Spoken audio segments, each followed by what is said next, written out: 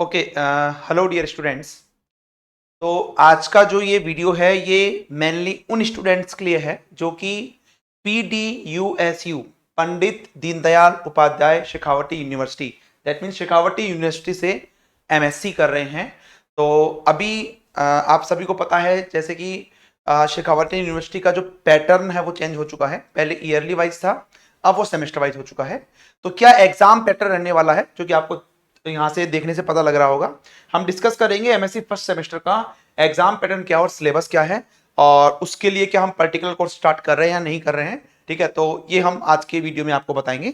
MSc physics के लिए mainly रहेगा, और MSc फिजिक्स का सेमेस्टर फर्स्ट का एक पर्टिकुलर कोर्स अभी अपना ऑलरेडी ऑनगोइंग है। तो जो भी स्टूडेंट्स ऑनलाइन ये बैच ज्वाइन करना चाहते हैं वो आप लोग कर सकते हैं। डिटेल में आपको इसमें बता दूंगा। पहले अपन एग्जाम पैटर्न की बात करेंगे, ठीक है। तो देखिए, जैसा कि मैंने वेबसाइट पे मेंशन ऑलरेडी कर रखा है, तो वहां से आप डाउनलोड कर सकते हैं। तो मैंने इसके ऑफिशियल वेबसाइट पे ही ये सिलेबस जो है डाउनलोड किया हुआ है, ठीक है। और वहीं से मैं डायरेक्टली इसको ओपन कर रहा हूं, ठीक है। तो देखो ये बोल रहा है एज पर NEP 2020 जो MSc फिजिक्स का सिलेबस है, effective from academic year 2024-2025 onwards, यानी कि इसी बात से ये इफेक्टिव हुआ है तुम्हारे पास में, ठीक है। अब तुम्हारा इसमें क्रेडिट सिस्टम आ चुका है। तो चारों सेमेस्टर के मिला के टोटल तुम्हारे पास में 88 क्रेडिट्स रहने वाले हैं ना। इसमें साफ साफ लिखा है, देखो 88 क्रेडिट्स, ठीक। देखो मैं यहाँ पे मेंशन कर देता हूं आपके पास में, यहाँ पे लिखा हुआ है 88 क्रेडिट, ये चारों सेमेस्टर के मिला के हैं, ठीक है। फर्स्ट सेमेस्टर में तुम्हें 22 क्रेडिट्स करने होंगे, सेकंड में 22, थर्ड में 24 और फोर्थ में 20, ठीक है। फोर्थ सेमेस्टर में एक तुम्हारा डिजिटेशन भी होगा। यहाँ पे ये जो है ना, जैसे ये ईयरली वाइज है, फर्स्ट ईयर के अंदर 2 सेमेस्टर होंगे। सेमेस्टर का नाम इन्होंने प्रवास और वसंत दे रखा है, ठीक है ना। जैसे इवन ओड सेमेस्टर होता है ना, वैसे इन्होंने ये नाम इन्होंने ऐसे मेंशन कर रखा है इन्होंने, ठीक है ना। चलिए, तो बहुत डिटेल में नहीं जाएंगे, अपन मेनली देख लेते हैं तुम्हारे पास में इसका सिलेबस क्या है। मैं कहीं पे अगर इनकरेक्ट हूं तो प्लीज मुझे करेक्ट कर देना, बाकी जहां तक मैंने समझा है मैं आपको एक बार बता देता हूं। देखिए ये आपका है, इसमें साफ साफ यहाँ पे देखो मेंशन है आपके पास में ये आपके पास में स्ट्रक्चर है तुम्हारे पास में MSc फिजिक्स का और सेमेस्टर फर्स्ट का, ठीक है। प्रवास इसको अपन बोल सकते हैं, ठीक है, यानी कि इवन आउट सेमेस्टर से नाम है इस सेमेस्टर का, ठीक है। तो इसमें देखो तुम्हारे पास में क्या रहने वाला है, डिसिप्लिन स्पेसिफिक कोर्स। तो ऊपर जो DSC आ रहा है ना, that is the meaning of discipline specific course. मतलब कौन कौन से तुम्हारे सब्जेक्ट चलेंगे, कुल मिला के बात ये है। फर्स्ट सेमेस्टर में, पहले सेमेस्टर में ये उसका डिसिप्लिन कोड है आपके पास में, ठीक है ना। तो फर्स्ट सेमेस्टर में तुम्हारा चलेगा, फर्स्ट पेपर रहेगा क्लासिकल मैकेनिक्स, सेकंड रहेगा क्वांटम मैकेनिक्स, थर्ड रहेगा इलेक्ट्रोडायनेमिक्स, प्रैक्टिकल तो होगा ही तुम्हारे पास में, ठीक है। और फोर्थ आपके पास इलेक्टिव होगा। आप चाहें तो numerical methods and computer fundamentals भी सेलेक्ट कर सकते हैं, या फिर लेजर फिजिक्स भी सेलेक्ट कर सकते हैं। जब आप एग्जाम फॉर्म बनेंगे तब आपको सेलेक्ट करना होगा, ठीक है। तो जनरल स्टूडेंट जो है यही करते हैं, और हम भी आपको जो है ना यही पेपर पढ़ाने वाले हैं। 3 तो ये होंगे ही होंगे, चौथा तुम्हारे पास में यही पेपर हम कंप्लीट करवाने वाले हैं, ठीक है ना। इसमें देखो ये क्या दे रखा है आपके पास में, LTP मतलब पर वीक आपके पास कितने लेक्चर तुम्हारे पास में होंगे।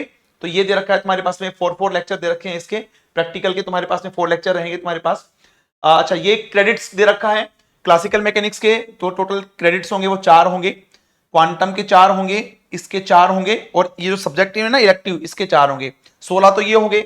2 आपके पास में प्रैक्टिकल के हो गए, नहीं 4 चौक 16 हो गए ना, ठीक है। 2 आपके पास में, टोटल 22 क्रेडिट होने चाहिए तुम्हारे पास में। तो तुम्हारे पास देखो 4 4 8 4 12 और 4 16 है, ठीक है। और ये तुम्हारे पास में कोई एडेड कोर्स होगा आपके पास में, और ये प्रैक्टिकल के 2 क्रेडिट ये होंगे। मैं मार्क्स आपको बता देता हूं।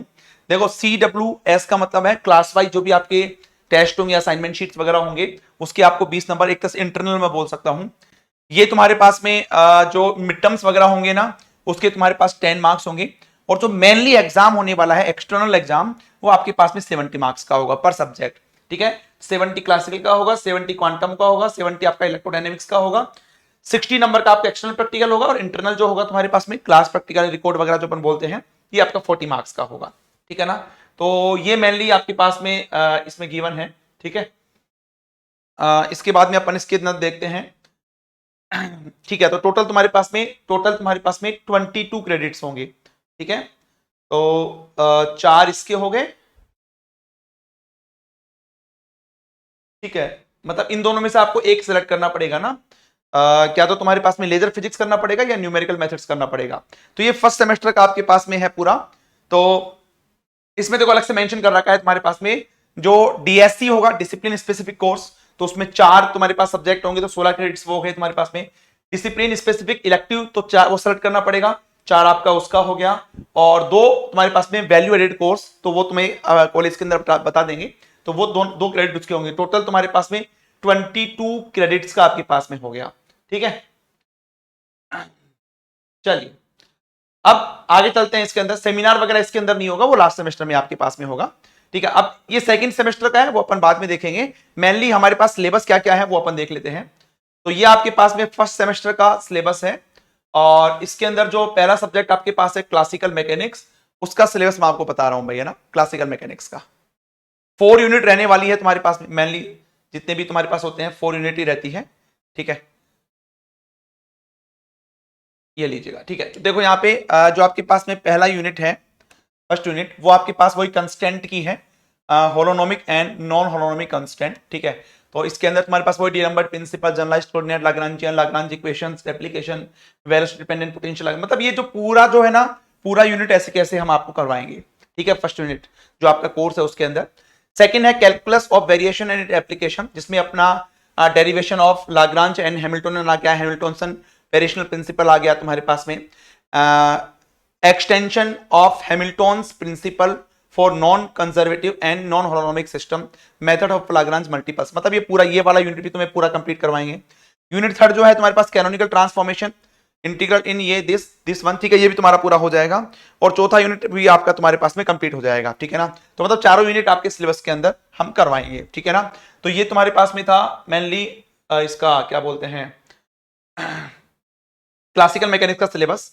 दूसरा तुम्हारे पास में है, अच्छा ये बुक्स का नाम बता रखा है, तो हम आपको मेंशन कर देंगे कौन से बुक आप परचेज कर सकते हैं।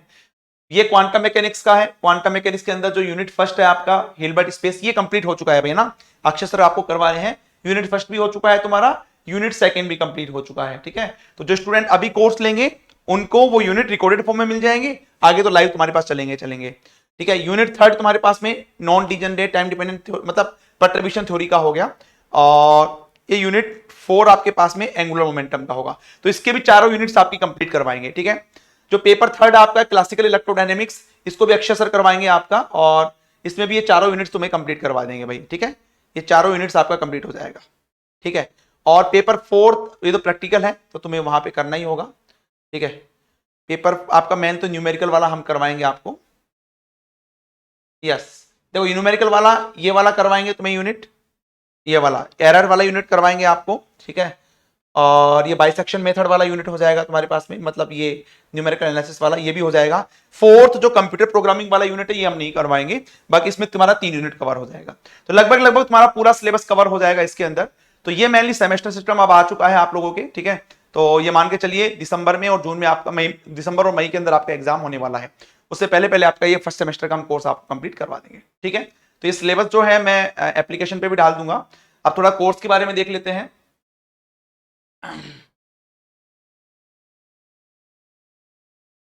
क्या फीस स्ट्रक्चर रहेगा कोर्स का। ठीक है, तो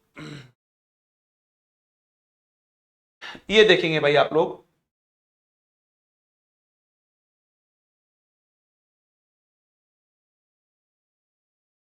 देखिए ये तुम्हारा फर्स्ट सेमेस्टर का कोर्स है। ठीक है, जिसमें चारों सब्जेक्ट आपके पास में आ गए, कंप्लीट कोर्स आपको करवाएंगे।